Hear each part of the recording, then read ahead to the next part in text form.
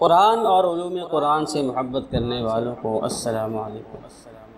آج ہمارے درس کا عنوان ہے سورہ صافات، سورہ صاد، سورہ زمر۔ سب سے پہلے سورہ صافات یہ 37ویں صورت ہے، 56ویں نمبر پہ نازل ہوئی تھی، 5 رکوع، 182 آیات، 865 کلمات اور 3789 حروف ہیں، اور پہلی ہی آیت سے اس کا نام والصافات صفا سے اس کا نام ماخوذ ہے۔ مکی صورت ہے اور انداز بیان سے معلوم ہوتا ہے کہ مسلمانوں کو اور صحابہ کرام کو سخت حالات درپیش تھے۔ اس کی آخری 3 آیات کے فضائل بھی وارد ہوئے ہیں۔ 2 احادیث اس حوالے سے ہیں۔ ایک پہلی حدیث علامہ بغوی نے اور علامہ ابن کثیر نے اپنی تفاسیر میں نقل کی ہے کہ جو شخص یہ چاہتا ہو کہ قیامت کے دن اسے بھرپور پیمانے سے ثواب ملے، اسے چاہیے کہ اپنی ہر مجلس کے آخر میں یہ 3 آیتیں پڑھ لیا کرے، سبحان ربک رب العزت عما یصفون وسلام علی المرسلین والحمد للہ رب العالمین۔ علامہ قرطبی نے ایک روایت نقل کی ہے کہ آپ صلی اللہ علیہ وسلم نماز ختم ہونے کے بعد یہ آیت تلاوت فرماتے تھے، سبحان ربک رب العزت عما یصفون وسلام علی المرسلین والحمد للہ رب العالمین۔ اس صورت کا خلاصہ، اس میں توحید، رسالت اور آخرت اس صورت کے مرکزی موضوعات ہیں، اور آپ صلی اللہ علیہ وسلم پر اٹھائے گئے اعتراضات کا جواب بھی دیا گیا ہے۔ مشرکین مکہ فرشتوں کو اللہ کی بیٹیاں کہا کرتے تھے، نعوذ باللہ، اس پر رد کیا گیا ہے کہ فرشتے اللہ کی بیٹیاں کیسے ہو سکتی ہیں، حالانکہ فرشتے تو صف باندھ کر اللہ کے سامنے کھڑے رہتے ہیں، اور طاغوتی طاقتوں پر روک ٹوک کرنا اور ذکر و تسبیح میں مشغول رہنا اور اللہ تعالیٰ کی طرف سے لگائی گئی ڈیوٹیاں انجام دینا، یہ ساری صفات ایسی ہیں جو بندگی کی صفات ہیں۔ فرشتے اللہ کے بندے ہیں، فرشتوں اور اللہ کے درمیان بندگی کا رشتہ ہے، عابد اور معبود کا رشتہ ہے، باپ بیٹی کا رشتہ نہیں ہے۔ اور اس صورت میں محشر کی، قیامت کی منظر کشی بھی کی گئی ہے، جنت اور دوزخ کے مناظر بھی بتائے گئے ہیں، اور وارننگ دی گئی ہے، بلکہ پیشن گوئی کی گئی ہے کہ عن قریب یہ پیغمبر جس کا تم مذاق اڑا رہے ہو، تمہارے دیکھتے ہی دیکھتے تمہارے اوپر غالب آ جائیں گے، اور تم اللہ کے لشکر کو خود اپنے گھر کے صحن میں اترا ہوا پاؤ گے۔ فَإِذَا نَزَلَ بِسَاحَتِهِمْ فَسَاءَ صَبَاحُ الْمُنذَرِينَ۔ اور یہ وارننگ اس زمانے میں دی گئی تھی جب آپ صلی اللہ علیہ وسلم اور صحابہ کرام کی کامیابی کے آثار دور دور تک نظر نہیں آتی تھی۔ مسلمان جن کو ان آیات میں اللہ کا لشکر کہا گیا ہے، بری طریقے سے ظلم و ستم کا شکار تھے، اور ان کی 3/4 75% مسلمان ملک چھوڑ کر حبشہ وغیرہ چلے گئے تھے، اور نبی کریم صلی اللہ علیہ وسلم کے ساتھ بمشکل 40 سے 50 صحابہ کرام مکہ مکرمہ میں رہ گئے تھے، اور انتہائی بے بسی کے ساتھ ہر طرح کے مظالم برداشت کر رہے تھے۔ ان حالات میں ظاہری اسباب کو دیکھتے ہوئے کوئی شخص یہ یقین نہیں کر سکتا تھا کہ آخر کار محمد صلی اللہ علیہ وسلم اور اسلام کا غلبہ ہوگا، لیکن 15 سال بھی نہ گزرے تھے، 15-16 سال کے اندر ہی فتح مکہ کے موقع پر ٹھیک وہی کچھ پیش آیا جس سے کفار کو خبردار کیا گیا تھا، اور مکہ فتح ہو گیا۔ اسی سلسلے میں حضرت نوح علیہ السلام، حضرت موسیٰ علیہ السلام، حضرت الیاس علیہ السلام، حضرت لوط علیہ السلام اور حضرت یونس علیہ السلام کے واقعات مختصراً، جبکہ ابراہیم علیہ السلام کا واقعہ تفصیلاً بیان فرمایا گیا ہے۔ خصوصاً حضرت ابراہیم علیہ السلام کو اللہ تعالیٰ نے اکلوتے بیٹے حضرت اسماعیل علیہ السلام کو اللہ کی راہ میں قربان کرنے کا جو حکم دیا تھا اللہ تعالیٰ نے، اور ابراہیم علیہ السلام نے اس حکم کی تعمیل جس عظیم جذبے کے ساتھ کی تھی، اسے خصوصیت سے اس صورت میں بیان کیا گیا ہے۔ اس صورت میں احکام بھی ہیں۔ لِمِثْلِ هَذَا فَلْيَعْمَلِ الْعَامِلُونَ آیت نمبر 61 سے معلوم ہوتا ہے کہ جنت کی نعمتیں، جب ایک آدمی عبادت کر رہا ہو، ایک مسلمان عبادت کرتا ہے، تو جنت کی نعمتیں اس کو مطلوب ہونی چاہیے، اور جنت کی نعمتوں کے حصول کے لیے وہ عبادت کرے، یہ جائز ہے بلکہ مطلوب ہے۔ بعض لوگوں کو یہ کہتے ہوئے سنا ہے کہ وہ کہتے ہیں کہ ہمیں جنت کی پرواہ نہیں ہے، ہمیں تو عبادت سے غرض ہے، ہمیں تو اعمال سے غرض ہے، ہمیں جنت کوئی مطلوب نہیں۔ اس آیت سے معلوم ہو گیا کہ ان کی یہ بات درست نہیں ہے۔ لِمِثْلِ هَذَا فَلْيَعْمَلِ الْعَامِلُونَ سے اشارہ کر دیا گیا کہ اس قسم کی جنت اور اس کی نعمتوں کے حصول کے لیے عبادت کرنے والوں کو عبادت کرنی چاہیے، اور اس کو مطلوب بنا کر عبادت کرنی چاہیے۔ آیت نمبر 6 سے 10 تک میں شہاب ثاقب کے بارے میں تفصیلات آئی ہیں، اور یہ تفصیلات پہلے سورہ ہجر میں بھی گزر چکی ہیں، دوبارہ بیان کرنے کی ضرورت معلوم نہیں ہوتی۔ اور آیت نمبر 48 میں جنت کی حوروں کی خوبی یہ بتائی گئی ہے کہ وہ بڑی آنکھوں والی، نیچی نظری والی ہوں گی، اور تیسری صفت بتائی گئی کہ ان کا وجود ایسے لگے گا جیسے کوئی چھپا کر رکھے ہوئے انڈے ہوں۔ تو نیچی نظر والی ہونا حیادار ہونے سے کنایہ ہے، جبکہ چھپا کر رکھے ہوئے انڈوں سے تشبیہ ان کی صفائی ستھرائی، یہ جس طریقے سے انڈے صاف ستھرے ہوتے ہیں، بالکل جو انڈے بالکل چھپائے ہوئے ہوں، کس طریقے سے وہ گرد و غبار سے پاک صاف ستھرے ہوتے ہیں، اسی طریقے سے یہ تشبیہ دی گئی ہے ان کی صفائی ستھرائی میں، اور ان کے باپردہ ہونے کی طرف اشارہ کیا گیا ہے۔ اس سے معلوم ہوا کہ شرم و حیا، صفائی ستھرائی، سلیقہ اور پردہ یہ عورتوں کی خوبیاں ہیں، جنتی عورتوں کی خوبیاں یہی ہے کہ ان کے اندر یہ صفات ہونی چاہیے۔ آیت نمبر 89 میں فرمایا گیا ہے کہ حضرت ابراہیم علیہ السلام کو جب ان کی قوم میلے میں شرکت کی دعوت دینے آئی تو ابراہیم علیہ السلام نے فرمایا انی سقیم، یعنی میری طبیعت خراب ہے۔ اب یہ توریہ تھا، یہ جھوٹ نہیں تھا بلکہ یہ توریہ تھا، اور توریہ کا مطلب یہ ہوتا ہے کہ ایسی بات کرنا جس کے دو مطلب نکلتے ہوں، ایک تو وہ مطلب جس کی طرف عموماً ذہن جاتا ہو، اور دوسرا وہ مطلب جس کی طرف عموماً ذہن جاتا نہ ہو لیکن وہ مطلب لیا جا سکتا ہو، اور جو کہنے والا ہے وہ اس کا وہ دوسرا مطلب لے، جو اس کا عام مطلب ہوتا ہے جس کی طرف ذہن جاتا ہے وہ مطلب نہ لے بلکہ دوسرا مطلب اس کا لے لے۔ مثلا یہی مثال ہے انی سقیم، اس کا ظاہری مطلب تو یہ تھا کہ آپ کی واقعی میں جسمانی طور پر طبیعت خراب ہے، لیکن حضرت ابراہیم علیہ السلام جو معنی مراد دے رہے تھے وہ یہ معنی مراد دے رہے تھے کہ اگر میں تمہارے ساتھ آیا تو تمہاری مشرکانہ حرکتیں دیکھ کر روحانی طور پر میری طبیعت خراب ہو جائے گی۔ تو یہ توریہ ہے، اور توریہ بوقت ضرورت کرنا جائز ہے، جیسے کہ یہاں پہ ضرورت تھی بتوں کو توڑنا، کہ یہ جب قوم میلے میں چلی جائے گی تو میں اکیلا رہ جاؤں گا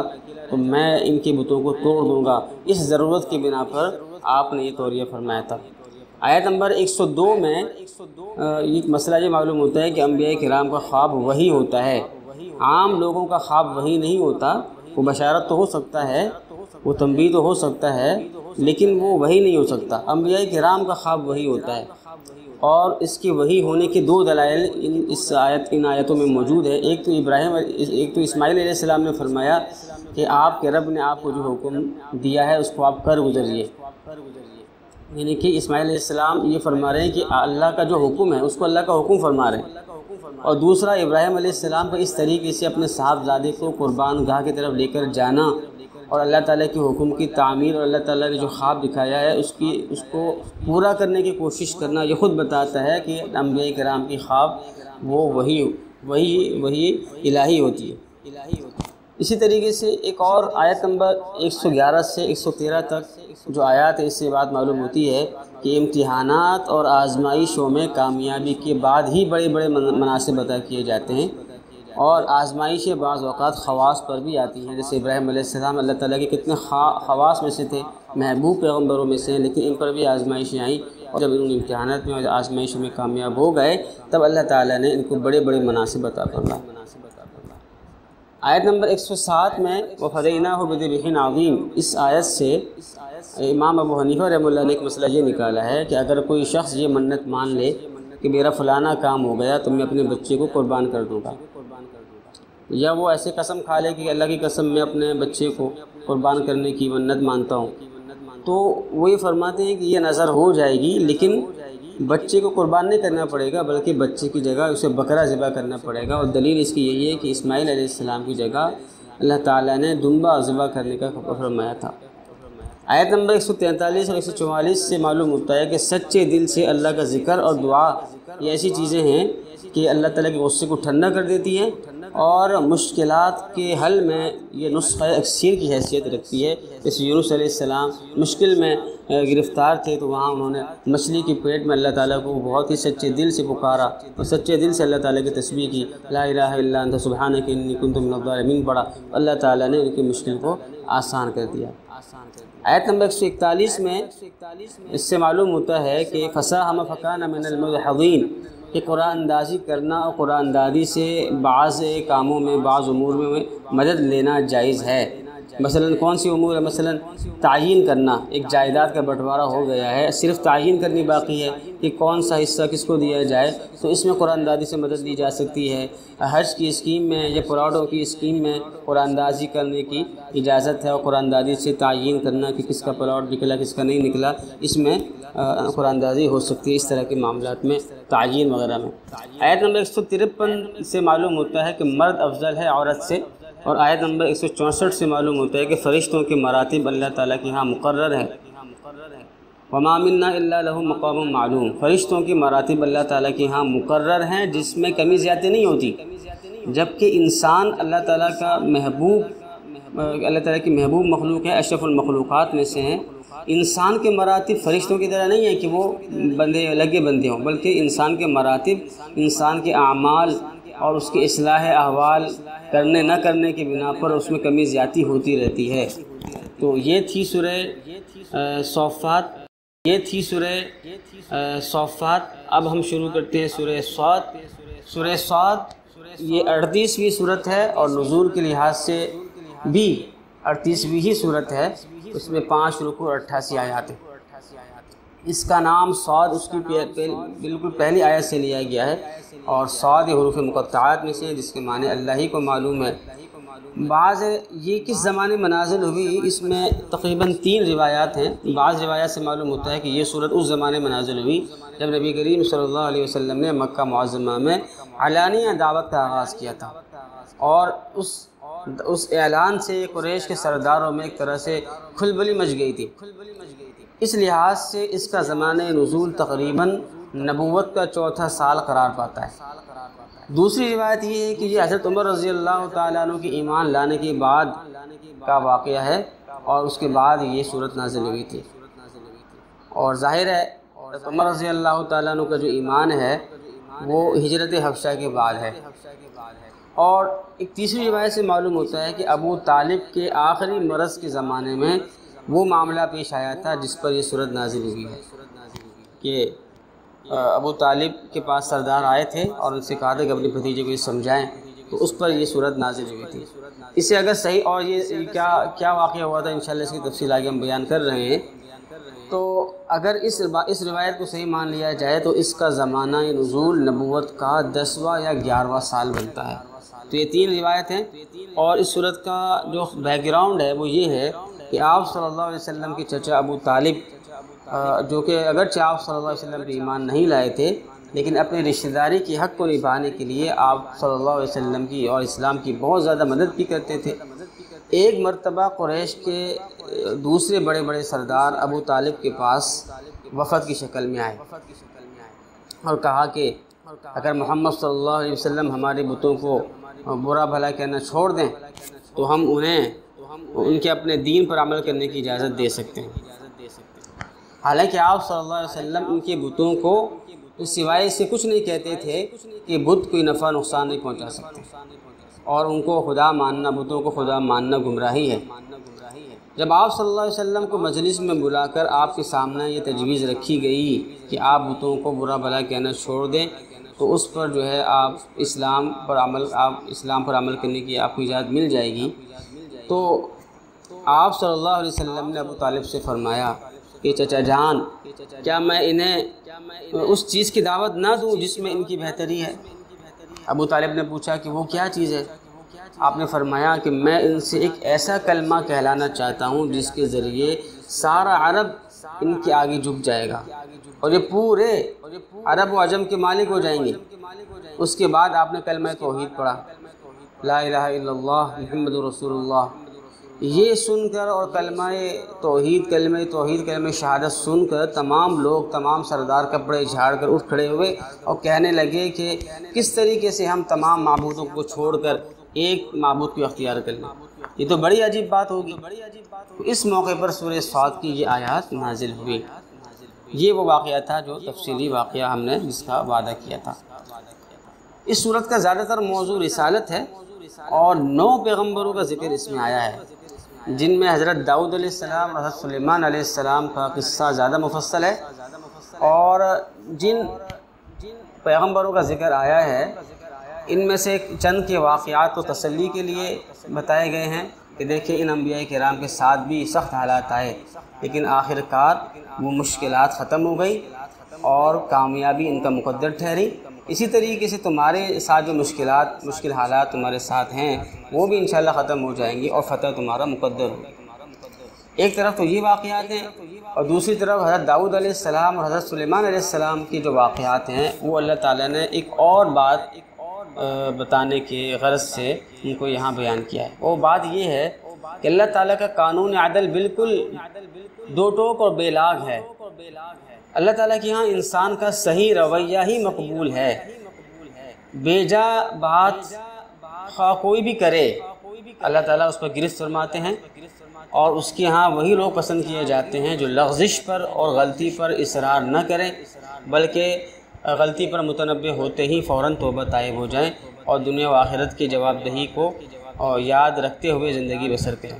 چنانچہ داؤد علیہ السلام سے جو لغزش ہو گئی تھی یا سلیمان علیہ السلام سے 2 مرتبہ جو لغزشیں ہوئی تھی اس کا مختصر سا حوالہ دیا گیا ہے۔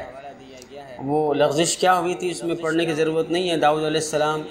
ان سے کیا لغزش ہوئی تھی، ان کے گھر میں ان کا جو عبادت کا وقت مقرر تھا اس سے ایک روٹین بنی ہوئی تھی، تو وہ روٹین میں خلل آ گیا،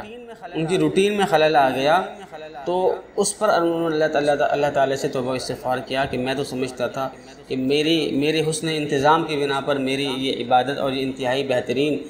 نظم و نسق قائم ہے، لیکن یہ دیوار پھلان کے جو کچھ لوگ آ گئے انہوں نے سوال کرنا شروع کر دیا، جس کی وجہ سے ان کا وہ بہترین نظم و نسق ٹوٹ گیا۔ اس پر ان کی توجہ اللہ کی طرف ہوئی کہ اللہ کی توفیق جب تک نہ ہو اس وقت تک کوئی نظم و نسق چل نہیں سکتا۔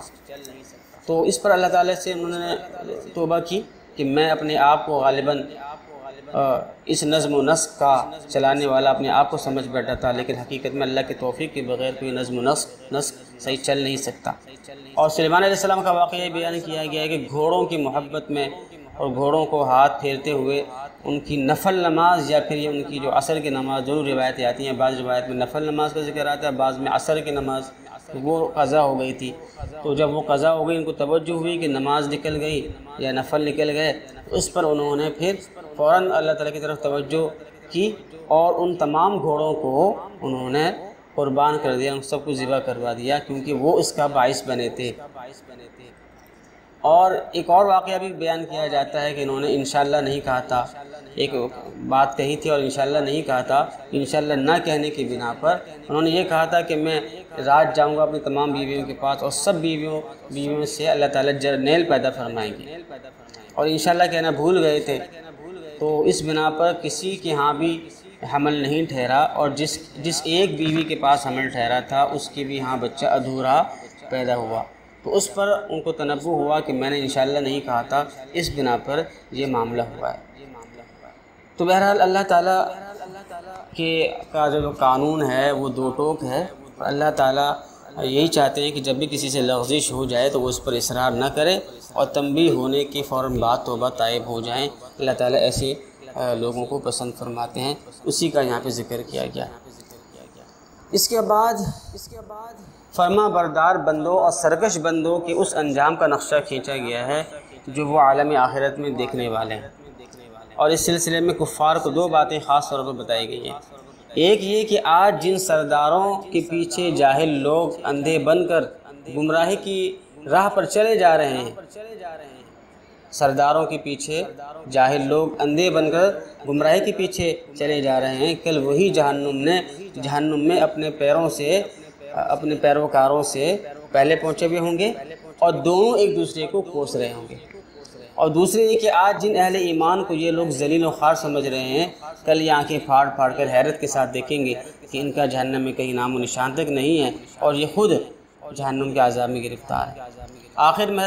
حضرت آدم علیہ السلام اور ابلیس کا قصہ ذکر فرمایا گیا ہے، اور مقصود یہ ہے کہ آپ صلی اللہ علیہ وسلم اور اسلام پر ایمان نہ لانے کی جو اصل علت ہے وہ تکبر ہے۔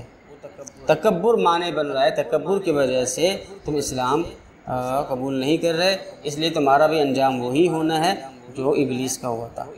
احکام سورہ صاد میں یہ ہے کہ آیت نمبر 11 میں پیشن گوئی فرمائی گئی ہے کہ جند ما ہنالک مہزوم من الاحزاب، کہ مشرکین مکہ ایک چھوٹا سا لشکر ہے جو آخر کار جس کو شکست ہوگی۔ تو علماء فرماتے ہیں کہ اس سے فتح مکہ کی پیشن گوئی کی گئی ہے۔ آیت نمبر 18-19 میں فرمایا گیا ہے کہ پہاڑوں اور پرندے مل کر حضرت داؤد علیہ السلام کے ساتھ ذکر و تسبیح کیا کرتے تھے۔ اس سے علماء نے مسئلہ نکالا ہے کہ اجتماعی طور پر ذکر کرنا یہ جائز ہے۔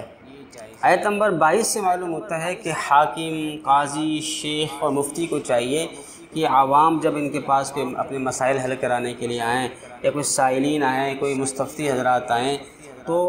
اور وہ عوام یا وہ سائل کوئی ناشائستہ الفاظ کہہ دیں، کوئی نازیبہ الفاظ کہہ دیں، کوئی گستاخانہ الفاظ کہہ دیں، تو ان کو چاہیے کہ وہ برداشت سے کام لیں اور تحمل سے کام لیں۔ اب دیکھیں حضرت داؤد علیہ السلام اپنے وقت کے بہت بڑے حاکم ہیں، نبی بھی ہیں اور معصوم بھی ہیں، گناہ ہو بھی نہیں سکتا، لیکن ان کے سامنے ایک عام آدمی یہ کہہ رہا ہے کہ بلا تشتت، کہ فیصلے میں ناانصافی نہیں کیجیے گا، فیصلے میں زیادتی نہیں کیجیے گا، اور داؤد علیہ السلام نے اس سخت الفاظ کو بھی برداشت کر لیا اور تحمل سے کام لیا۔ اس سے معلوم ہوا کہ مفتی اور حاکم و قاضی کو بھی برداشت سے کام لینا چاہیے۔ آیت نمبر 31 سے 33 تک یہ معلوم ہوتا ہے کہ جو چیز گناہ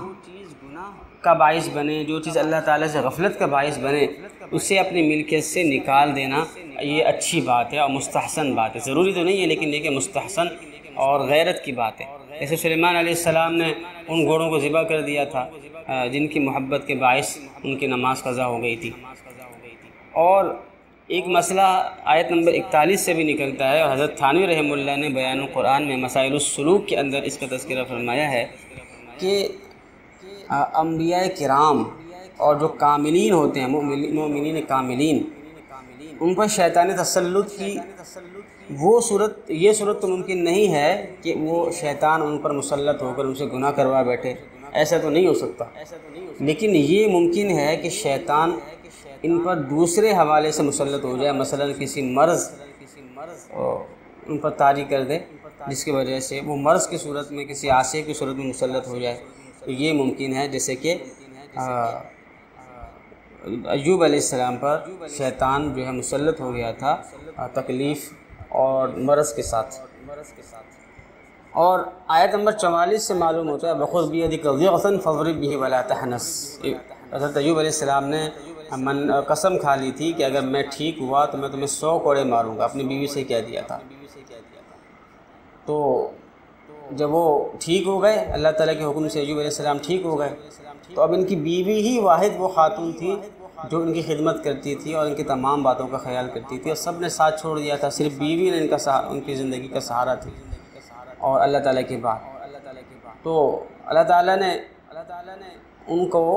قسم سے حانث نہ ہو، ان کی قسم ٹوٹے نہیں، اس کا حیلہ یہ بتایا کہ 100 تنکوں والی ایک جھاڑو لیں اور وہ جھاڑو اپنی بیوی کو مار دیں، تو اس سے ان کی وہ قسم پوری ہو جائے گی۔ اس علماء نے مسئلہ نکالا ہے کہ بوقت ضرورت، جہاں کوئی شدید ضرورت ہو، جہاں کوئی واقعی سنگین کوئی حاجت ان کا معاملہ درپیش ہو، تو ضرورتوں کے موقع پر حیلہ کرنا یہ جائز ہے، جیسے کہ حیلہ اسقاط ہے یا زکوٰۃ کا حیلہ ہے، حیلہ تملیک ہے، مختلف حیلے ہوتے ہیں، تو یہ ضرورت کے موقع پر کرنی چاہیے۔ آیت نمبر 52 سے معلوم ہوتا ہے کہ عورتوں کی رغبت یہ ایمان کے منافی نہیں ہے۔ اب دیکھیں نا، خود قرآن کریم نے حوروں کا ذکر کیا ہے، تو حوروں کا ذکر اسی لیے کیا تھا کہ حوریں تو عورتیں ہیں، تو ان کی رغبت پیدا کرنے کے لیے اس کا ذکر کیا جاتا ہے۔ تو عورتوں کی رغبت کسی مسلمان کے اندر ہونا یہ کوئی بری بات نہیں ہے۔ بری بات یہ ہے کہ انسان عورتوں کے پیچھے جائے، ان کو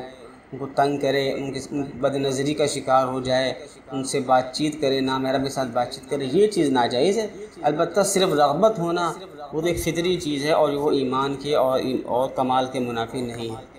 آیت نمبر 86 سے وَمَا أَنَا مِنَ الْمُتَكَلِّفِينَ سے معلوم ہوتا ہے کہ انبیاء کرام اور نیک لوگوں کی صفات میں سے ایک صفت یہ ہے کہ وہ تکلف اور بناوٹ سے کام نہیں لیتے، تو یہ ان کی صفت ہوتی ہے۔ تیسری صورت جو ہمارے درس کا موضوع ہے وہ سورہ زمر ہے۔ سورہ زمر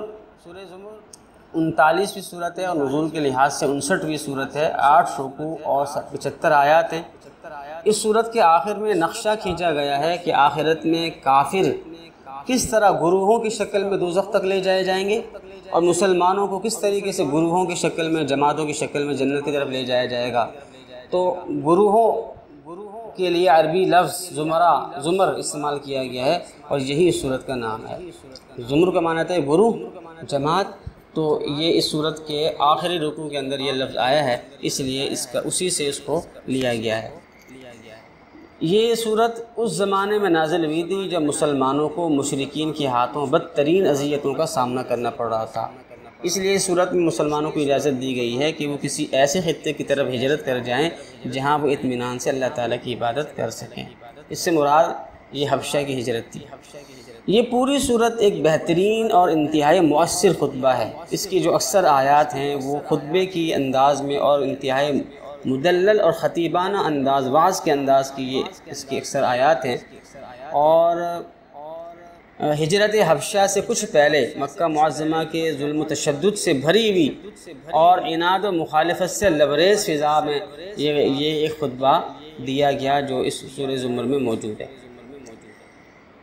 اگرچہ کہیں کہیں اہل ایمان سے بھی خطاب کیا گیا ہے، لیکن اکثر و بیشتر اس کے مخاطب کفار قریش ہیں۔ اس صورت میں آپ صلی اللہ علیہ وسلم کی تحریک اور آپ صلی اللہ علیہ وسلم کی دعوت کا اصل مقصود بتایا گیا ہے کہ ان کی دعوت کا اصل مقصد یہ ہے کہ انسان خالص اللہ کی بندگی اختیار کرے، انسان کے اندر اخلاص ہونا چاہیے، بندگی خالص اللہ کے لیے اس کو کرنی چاہیے، اور کسی دوسرے کی اطاعت و عبادت سے اپنی خدا پرستی کو گندہ نہیں کرنا چاہیے، آلودہ نہیں کرنا چاہیے۔ اور اسی اصول کو بار بار مختلف انداز میں، مختلف پیرایا میں پیش کیا گیا ہے، اور زوردار طریقے سے توحید کی حقانیت اور اسے ماننے کے عمدہ نتائج بیان کیے گئے ہیں، اور شرک غلط ہے اس بات کو، اور شرک پر جمع رہنے کے نتائج برے واضح ہوں گے، برے نکلیں گے، یہ اس صورت میں بتایا گیا ہے۔ لیکن مشرکین مانتے تھے کہ کائنات کا خالق اللہ تعالیٰ ہے، لیکن انہوں نے مختلف دیوتا گھڑ کر یہ مانا ہوا تھا کہ ان کی عبادت کرنے سے وہ خوش ہوں گے اور اللہ تعالیٰ کے پاس ہماری سفارش کریں گے۔ ان کے سامنے جب توحید کا ذکر آتا تو چڑ جاتے، منہ بگڑ جاتے، لیکن جب بتوں کا تذکرہ آتا تو خوش ہو جاتے۔ اور بعض مشرکوں نے فرشتوں کو اللہ کی بیٹیاں قرار دیا ہوا تھا، جنات کو اللہ کے بیٹے قرار دیتے تھے، اور جنات اور فرشتوں میں آپس میں انہوں نے نسب بنا رکھا تھا۔ تو مشرکین مکہ کے شرک کی تفصیلات بھی اس صورت سے معلوم ہوتی ہیں کہ کچھ تو مشرک بتوں ہی کو خدا کہتے تھے، کچھ خدا تو نہیں کہتے تھے لیکن اللہ کے شریک کہتے تھے، اور تیسری قسم کے مشرک وہ تھے جو صرف ان بتوں کو سفارشی مانتے تھے اور یہ کہتے تھے کہ یہ ہمیں اللہ تعالیٰ سے قریب کرتے ہیں، ما نعبدہم الا لیقربونا الی اللہ زلفیٰ۔ اس صورت میں ان تمام مختلف قسم کے عقائد کی تردید کی گئی ہے اور انہیں توحید کی دعوت دی گئی ہے، اور مسلمانوں کو جو سخت ترین اذیتوں کا سامنا کرنا پڑتا تھا، اس وجہ سے ان کو اجازت دی گئی ہے کہ وہ ہجرت کر جائیں، اور کافروں کو متنبی بھی کیا گیا ہے کہ اگر انہوں نے اپنی ان معاندانہ اور دشمنی سے بھرپور روش کو نہ چھوڑا انہیں بدترین سزا کا سامنا کرنا پڑے گا۔ شرک کے رد کے لیے ایک بہت اچھی مثال بھی صورت میں دی گئی ہے کہ ایک شخص کی کئی باس ہوں، کئی اس کے مالک ہوں، اور دوسرا ایسا ہو جس کا ایک ہی مالک، ایک ہی باس ہو۔ تو جس شخص کے کئی باس ہوں اور سب کے اندر آپس میں کھینچا تانی ہوتی ہے، اور یہ بیچارہ اکیلا بندہ پریشان ہو جاتا ہے۔ ایک مالک کہتا ہے جوتے صاف کرو، دوسرے کہتا ہے کپڑے دھو، تیسرے کہتا ہے کار صاف کرو۔ ایک ہی وقت میں کئی اس کو حکم ماننے پڑتے ہیں اور سب کو خوش رکھنا بڑا مشکل ہو جاتا ہے، جبکہ جس شخص کا مالک ایک ہی ہو تو وہ آرام سکون میں رہتا ہے، اس کو صرف ایک مالک کا خیال رکھنا ہے، صرف اس کو خوش رکھنا ہے۔ تو یہی مثال توحید کی اور شرک کی ہے۔ موحد کو جو تو خدا پرست انسان ہوتا ہے، توحید پرست انسان ہوتا ہے، اس کو صرف ایک ذات کو خوش کرنا ہے، وہ اللہ کی ذات کو خوش کرنا ہے۔ سارا جہاں ناراض ہو پرواہ نہ چاہیے، مد نظر تو بس مرضی جانا نہ چاہیے۔ اللہ تعالیٰ کی رضا اس کے ذہن میں ہوتی ہے، بھلے سارا جہاں ناراض ہو جائے۔ جبکہ جو مشرک ہوتا ہے وہ اس کے سامنے ہزاروں بلکہ جو ہندوؤں کے یہاں تو کروڑوں ان کے دیوتا ہیں، ان سب کو ان کو خوش کرنا پڑتا ہے، تو ظاہر ہے وہ کیسے خوش کر پائے گا، اس کے سارا پیسہ خرچ ہو جائے گا، ساری اس کی طاقت خرچ ہو جائے گی، لیکن وہ اپنے خداؤں کو خوش نہیں کر پائے گا۔ آیت نمبر 29 میں اس مثال کو بیان کیا گیا۔ اس صورت میں یہ بھی بتایا گیا ہے کہ سوتے وقت انسان کی روح کسی نہ کسی درجے میں آسمانوں میں سیر کرنے چلی جاتی ہے، اور پھر اللہ تعالیٰ جب روح قبض کرنا چاہتے ہیں کسی کی تو اس کی روح کو وہیں روک لیتے ہیں اور پوری روح سے کھینچ لیتے ہیں، وہ لے لیتے قبض کر لیتے ہیں، اور جس کی زندگی باقی رکھنی ہوتی ہے اس کی روح کو واپس بھیج دیتے ہیں۔ آیت نمبر 42 میں یہ بتایا گیا۔ اس صورت کے اندر احکام و ہدایات بھی ہیں۔ آیت نمبر 2 میں فرمایا گیا ہے کہ اللہ تعالیٰ کے ہاں اخلاص مطلوب ہے، کہ خلوص دل سے اخلاص کے ساتھ اللہ تعالیٰ کی بندگی انسان کرے، تمام عبادتیں محض اللہ کی رضا کے لیے کرنی چاہیے۔ آیت نمبر 9 میں فرمایا گیا ہے کہ نماز ہو یا کوئی اور عبادت، تو انسان کو عبادت کرتے ہوئے اللہ کی رحمت کی بھی امید ہونی چاہیے اور ساتھ میں آخرت کا خوف بھی ہونا چاہیے۔ الایمان بین الخوف والرجاء، ایمان جو ہے نام ہے امید اور خوف کے درمیان کا۔ آیت نمبر 9 سے معلوم ہوتا ہے کہ علماء افضل ہیں غیر علماء سے۔ آیت نمبر 10 سے معلوم ہوتا ہے کہ جہاں دین پر عمل مشکل ہو جائے یا دین کو اپنے اولادوں تک منتقل کرنا مشکل ہو جائے، وہاں چلنا مشکل ہو جائے تو وہاں سے ہجرت کر جانی چاہیے۔ آیت نمبر 32 سے معلوم ہوتا ہے کہ ایک آدمی خود کو ولی اللہ ظاہر کرے، اپنے آپ کو مقام ولایت پر فائز ظاہر کرے حالانکہ وہ اللہ کے ولی نہ ہو، تو یہ بھی فمن اظلم